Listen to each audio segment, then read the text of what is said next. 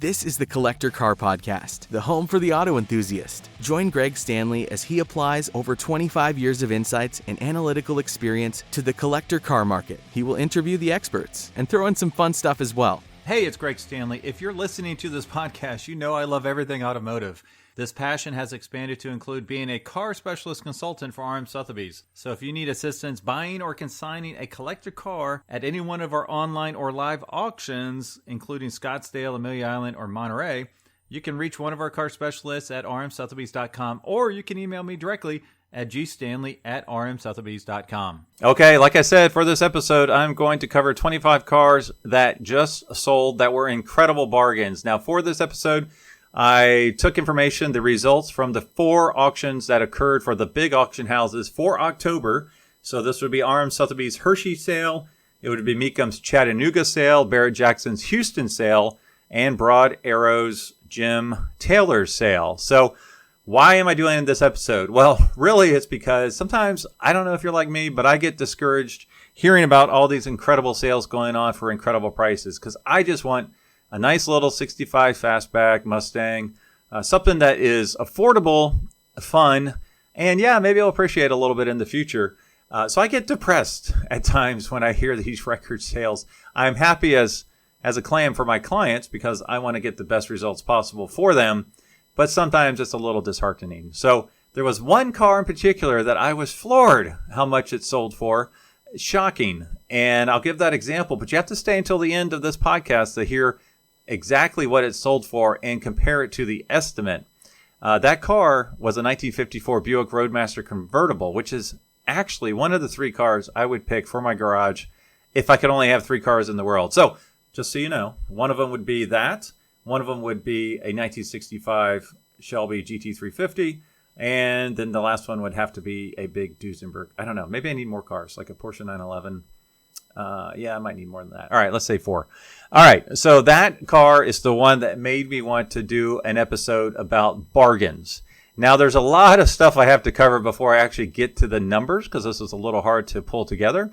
One thing I want to share off right up front, and I'll probably do a special podcast episode on this, in that if you're trying to sell a car, it's incredibly important to pick the right auction house.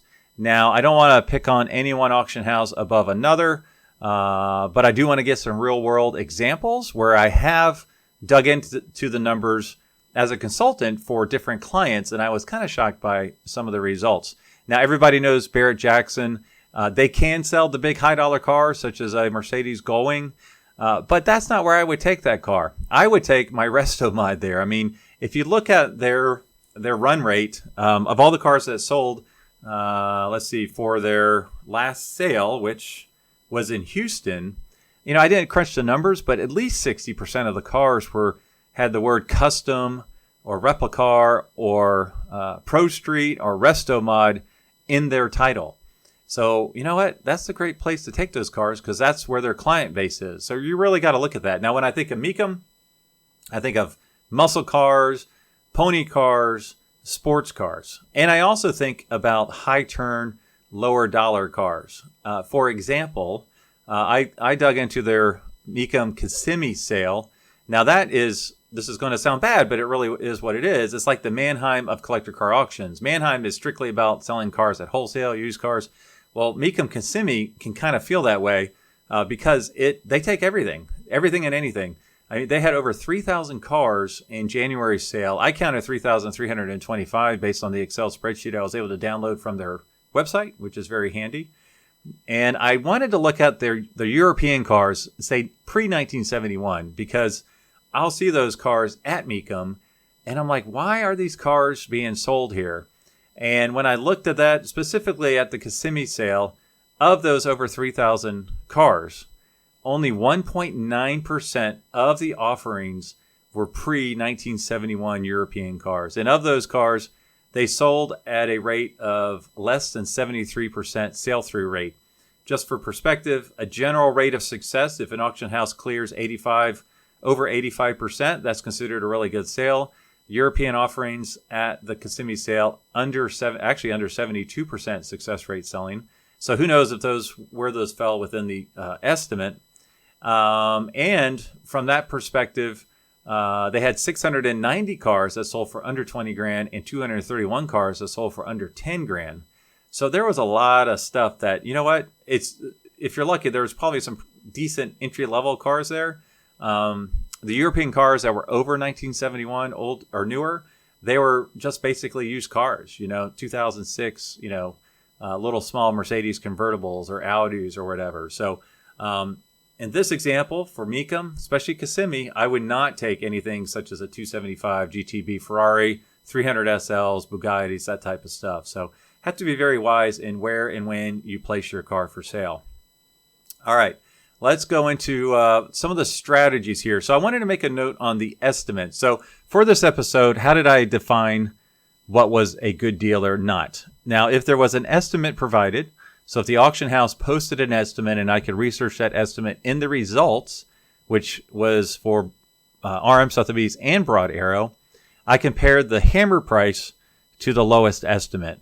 Now, when I pull up the information on the screen here, you'll see my numbers differ slightly from the numbers I'm showing you, because the numbers that are public after the auction include the 10% buyer's premium or 10 or 12.5%, which is what Broad Arrow was charging in their results. The estimates do not include that. So if I'm going to a potential client, I'm saying your car, we think it's going to sell between $30,000 and $40,000. If it hammers for, $33,000 with a 10% buyer's commission, that doesn't go in their pocket, that extra 10%. They get the $30,000. So that's why there's a slight difference between what you might see on the screen and the numbers I'm quoting. Another thing about the estimates are you can't always put 100% of the value in the estimates. There's strategical reasons why some estimates may not be on the perfect. A couple examples would be is if you're consigning a collection of cars and maybe the consignor doesn't think your estimates are realistic, but you want to get the collection. So maybe it's more of a, hey, we think it's going to sell for $50,000. You will only do the estimate of 60 to 80 or whatever it might be. The auction house might be dead on with what they are saying it's going to sell for, but they will go ahead and put a slightly higher estimate on to make the client happy, and everybody's in agreement. But then they have that real world snapshot of, we think it's going to sell for less. Be prepared for that, and hopefully you'll accept the offer. Another thing is sometimes it's really hard to make the estimates accurate. I know at RM Sotheby's Monterey sale, there was quite a few cars that fell below estimate, but it was because these were cars that were pretty much one of one, or they had bodywork that was special or a history that was super special. And these cars had not been on the auction channel or format for 20, 30 years. So how do you price that? I mean, there aren't any valuation guides for some of these really, really special high-end cars. So that can be difficult as well. And then also sometimes there's a strategy. I had this situation where I was approached with a 1955 Porsche Speedster barn find. And it was horrible. It was the A-frames were busted, the windows were missing, the seats were out. Had the original engine. It was out of the car. It was had a rust. It wasn't. I mean, the floorboards were rusted out. I mean, it was just absolutely horrendous. Now people go nuts for that kind of stuff. Original matching numbers engine. It was factory silver with red interior. I did not get the sale because someone came in with a pile of cash. And my strategy would be, let's put a realistic, maybe a slightly low estimate on it. Let's say 50 to, 75 grand. You figure in mint shape, these cars are $250,000, $300,000. And you factor in the cost of a restoration. So the estimate would have been pretty accurate. But the Porsche file is seeing a Speedster with the specs I just mentioned with an estimate of 45 to 65 grand or whatever, 50 to 75 grand. They probably would have gone nuts on it. It had to be, it would have had to have been no reserve. And that thing could have sold for $150,000. So that would have been a big miss, but that's kind of where you want to get it out there, what might be perceived as a bargain. Get everybody excited about it and see if it goes really well. In this particular scenario, there were like 5 or 6 siblings that had to make a decision, and they had a cash hand in offer offer in hand that was really good. And I told them just take the offer. So that's another thing. So a lot to cover here. The other thing is for Mecum and Barrett, they did not have any estimates. Now, I don't know that Barrett ever does estimates because everything's sold at no reserve. Mecum usually has estimates posted prior, but it looks like they take the estimates away afterwards. So in these scenarios, I used Hagerty's number 2 valuations for these cars. Now, obviously, there could be a big sway there. I mean, every car looks great in pictures, so I did my best. Most of the cars seem to be 3+, 2 minus, based on the pictures I saw. So there could be a big swing there as well. But I did my best. So this is for entertainment purposes only. Oh, the other note I want to say is if you have a no reserve sale, really the estimates should be as accurate as possible. And hopefully your estimates fall right in the middle. So that's something that came into huge play here with the Broad Arrow collection because that entire sale was no reserve except for one car, a Jaguar D-Type, I believe, that did not sell. So that is where the bargains can really be found. Stay until the end because I'll give you some tips for finding that future bargain by a couple of the big parameters I noticed. Now, one car I did want to call out here, I'm going to throw this picture up. This wasn't a tremendous sale, but I think it was a tremendous bargain. So for full transparency, this is a 1936 Ford Phaeton. I consigned this car to our Hershey sale, and it is absolutely gorgeous. Now, Phaeton is a 4-door convertible that does not have windows in the doors. And in this picture, you will see it does have the fabric inserts, which apparently is very, very expensive. This car is stunning. This car had like $300,000 worth of receipts from a previous owner who had the restoration done. And this is a car you could drive right onto a concourse show field and win. I mean, it is just absolutely stunning. And I put the estimate, now remember, the money spent was around $300,000, not by the guy who I consigned it for, but by a previous owner. And I put the estimate at $45,000 to $50,000 because that's what they're worth, unfortunately, right now. It goes to the old saying of, have someone else do the restoration and you reap the rewards, unfortunately. So I put the estimate at $45,000 to $55,000. It was the best one there. All the car specialists for Arm Sotheby's just couldn't believe how nice this car was. And there were 3 or 4 36 Ford Phaetons there. By far the nicest one. I was hoping it would hit $65,000. It was put in at no reserve. And it hit right dead center of my estimate. Estimate was $45,000 to $55,000. It hit right at $50,000. So the owner was fine. He was happy. He understood what this car was worth today. And thankfully, he did not have that money in it. A previous owner did. So while this wasn't the biggest bargain from a strict dollar perspective, I think it was the best deal out there because, you might not ever find a nicer one. And to find one for this price is just kind of crazy. So, all right. Well, we're going to start with the top 25 biggest bargains I found. The ones I did not include, there were quite a few of these from the Broad Arrow sale. They were no reserve, and they were kind of like barn finds. Some of them were 40s and 50s pickup trucks and other vehicles that looked like they were kind of left out in the field and they rusted. A total project. But there were a few where the estimate was like $5,000 to $8,000, and they sold for $100. So for a percent basis, those would have been the highest.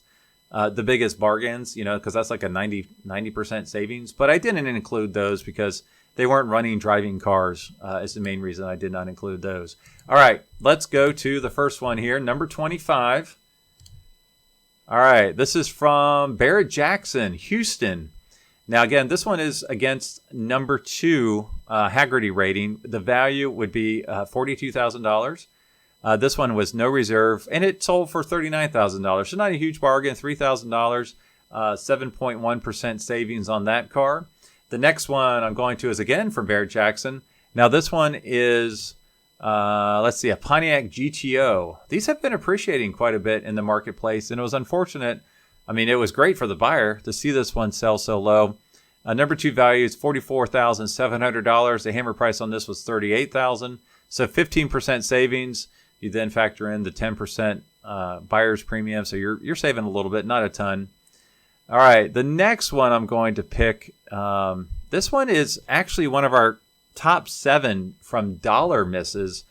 From a percent perspective, it was 16.9%. This is a beautiful car. So this was from RM Sotheby's Hershey sale.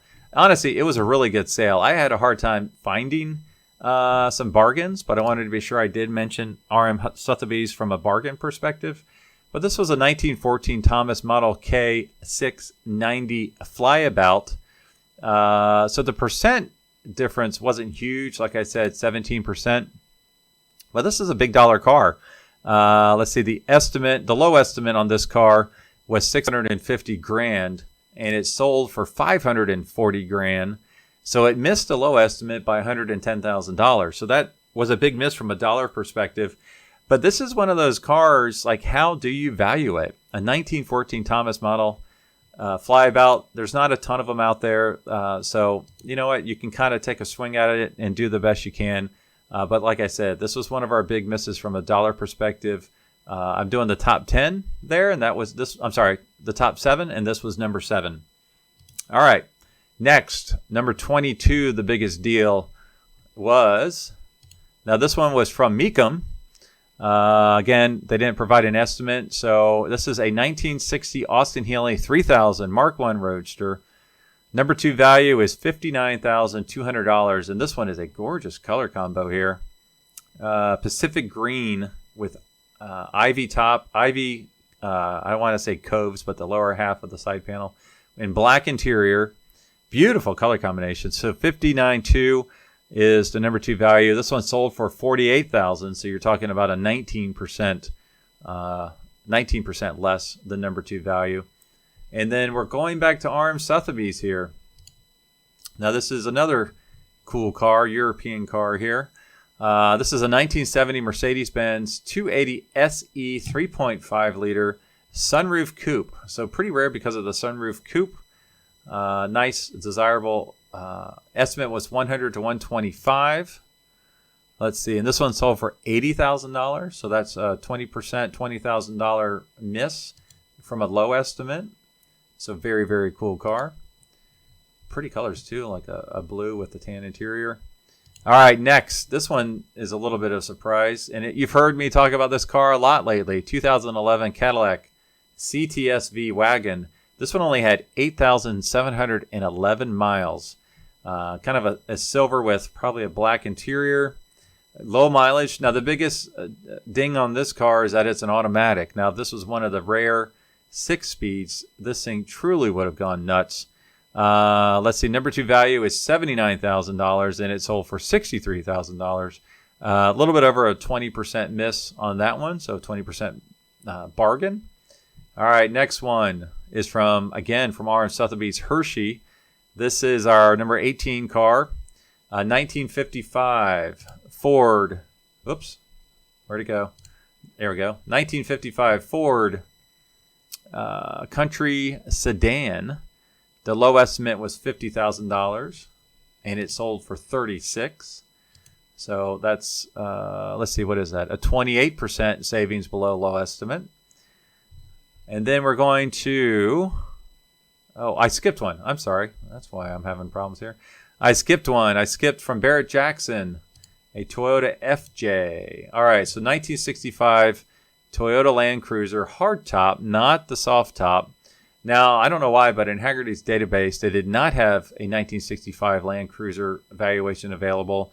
But since it was pretty much unchanged, I used the 1968 valuation data. And number 2 value is $50,400. This one sold for $40,000. That's a little bit over 20% under low estimate. And now here's the first Ferrari from Mecum. Like I said, I always wonder why people sell their European cars at Mecum, but it is what it is.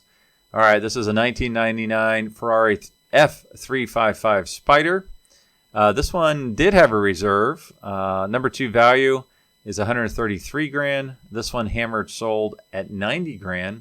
Black on black, which I have to imagine adds value, 26,000 miles. And that is $43,000 under number 2 value. So that's 32% below number 2 value. And Barrett headed back over to Barrett-Jackson. This one we're getting big here. And just to let you know, the number 1 car that I have on this list was 90% off of the low estimate. All right, for this one, we have a 2008 Mercedes-Benz SLR McLaren Roadster. I love these cars. This is our sixth biggest miss from a dollar perspective. This one did not have a reserve. Number 2 value, $409,000. And this one hammered sold for $275,000. Ouch. That hurt. All right, let's see. So that difference there is $134,000, 33% under number 2 value for this car. All right, now this next one is a biggie. It's our number 15 from a percent perspective, missing the low estimate. From a dollar perspective, it's actually our number 2 miss. So it tells you it's a big one. All right, this one came from the Broad Arrow Jim Taylor sale. 1962 Aston Martin DB4, no reserve. Low estimate was $450,000, and it sold for $300,000. And that's a $150,000 miss, 33.3% below low estimate. If you're watching the screen right now, it does say $335,000. That includes the 12.5% buyer's premium I mentioned earlier. All right, next, it's another Broad Arrow sale, number 14 from the bargain list, and it's actually our number 3 car when it comes to dollar miss. 1936 Bugatti Type 57, beautiful car, 2-tone blue, dark blue, light blue. The estimate on this one, the low estimate again was $450,000, sold for $300,000, $150,000 miss, same exact miss as the DB4. All right, now we're going to move over to Barrett-Jackson. Again, you know, someone's selling a factory Porsche at Barrett-Jackson that hasn't been resto-modded. So, you know, you got to expect what you expect. This one is a 1994 Porsche 911 Carrera 2 Cabriolet, no reserve, sold for, number 2 value is $69,100. This one sold for $46,000, 33% under number 2 condition. If you want a really cheap price on a Porsche, go to Mecum or go to Barrett-Jackson. All right, next from Mecum Chattanooga. This was a big sale. Let's see. 1978 Ferrari 308 GTS. This one did have a reserve. The number 2 value is $128,000. It sold for $85,000. $43,000 miss.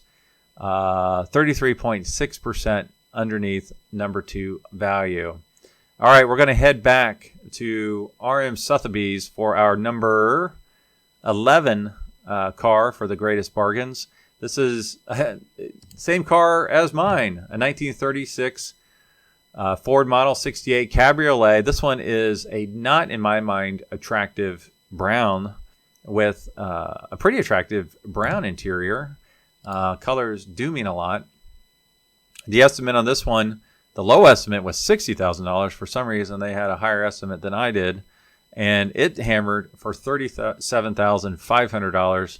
That's a $22,500 miss, 38% under the low estimate. All right, now we're into the top 10 from the perspective of the best bargains, and we're headed back over to the Jim Taylor collection. This is a 1961 Aston Martin DB4. This was also one of our biggest dollar misses. So $350,000 low estimate. It sold for $200,000, 42.9% underneath the low estimate. Now this one, I didn't look into this one too closely, but I don't know that that's a factory color on this car. It looks almost like a robin's egg blue.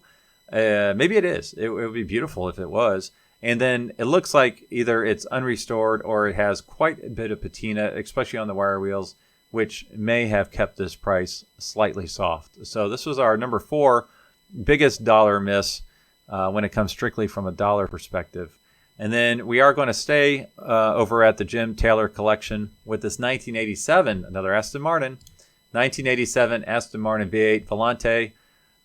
This thing is gorgeous. I love these. Even though it's an 80s car, I think it's pretty awesome. $300,000 low estimate, and it sold for $165,000, $135,000 under the low estimate. That's a 45% miss of low estimate. Now, before you feel bad for the owner of these cars, a lot of times, especially when it's a new auction company that's trying to make a wave in the business, they might have had a guarantee number on all these cars. And so if there was a loss, it might have been the auction house taking the loss. I don't know that for sure. I will say, they've only had 2 auctions, and this being their second one, they've done an incredible job.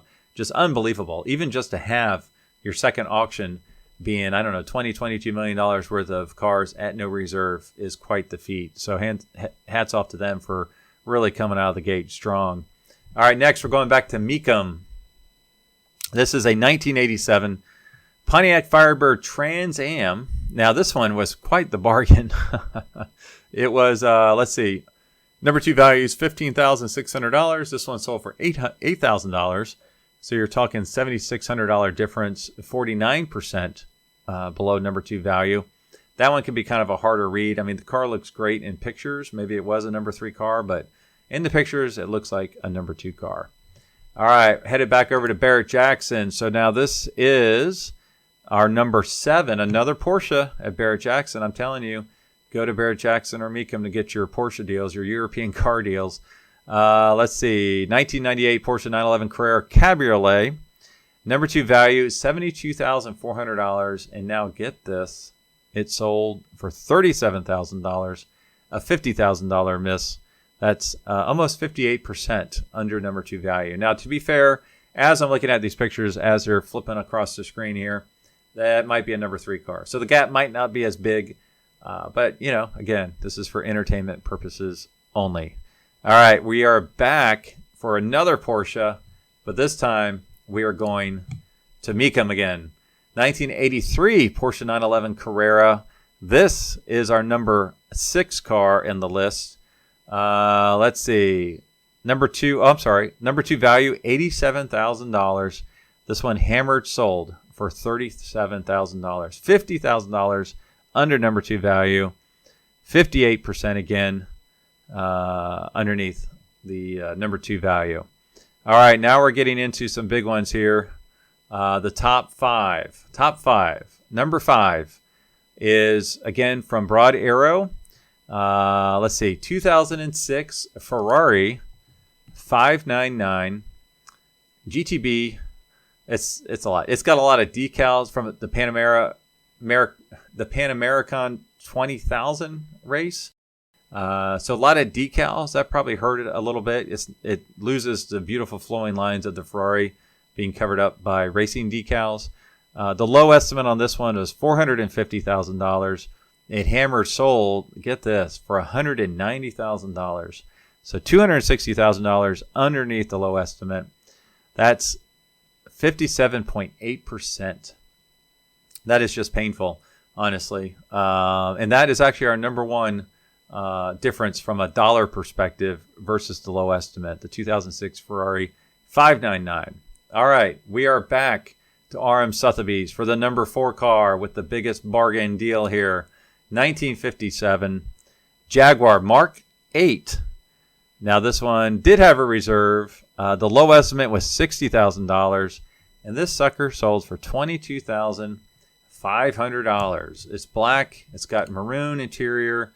It is a beautiful style. Now, from what I understand, these cars are a little hard to keep up with just because a lot of the parts are not reproduced, at least from a trim perspective. I was actually just talking to someone today. He was looking for a Mark 8. I don't know that he knew this one was available. So big miss on this one, 62.5%.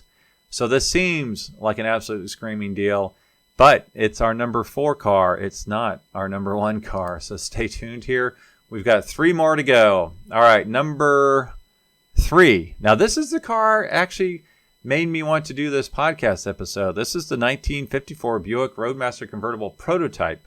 So what's crazy about this, like I said, I'd love to have a Buick Roadmaster. It's yellow on top, dark red on bottom. It's got a red interior. It is just really, really beautiful. And the estimate on this one was $120,000, I think it was to $160,000, and it sold for $44,000. Oh, I wish I was in the room for this one. That's $76,000 under low estimate.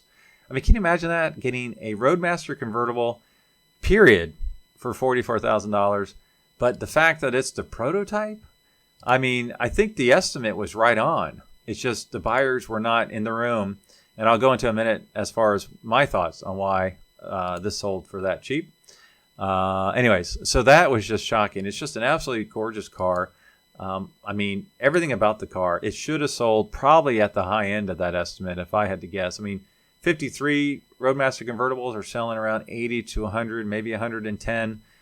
So it seemed right on. All right, two more, and these are pretty interesting. Again, from Broad Arrow, this 1925 Ario Speedwagon heavy-duty Oberchain Boyer fire truck. Now, the fire trucks really suffered for some reason.